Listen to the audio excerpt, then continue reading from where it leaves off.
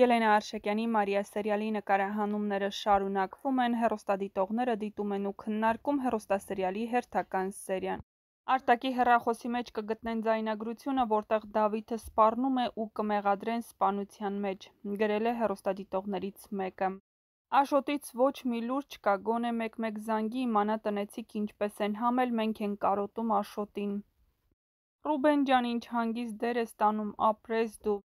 Վայ Դավիթ ջան, ոնց ես գրագետ ձևով սաղին իրենց տեղը ցույց տալի, իսկ Ռաֆը մենակ սրան-նրան գումար տալով ա մարդկանց կյանքերը փչացնում,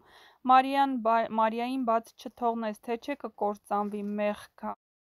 Մարիան սխալ քայլ արեց իրա կարճ խելքով, Դավիթին գցեց կրակն ու բոլորին խառնեց իրար։ Արտակ ուզում էր դուրս գար սերիայից, դրա համար նույն բանն էր կրկնում թութակի պես, չգիտեմ ոնց Ռաֆին գցեմ բանտ, որ պրսնեն իրանից նման հեքիաթի։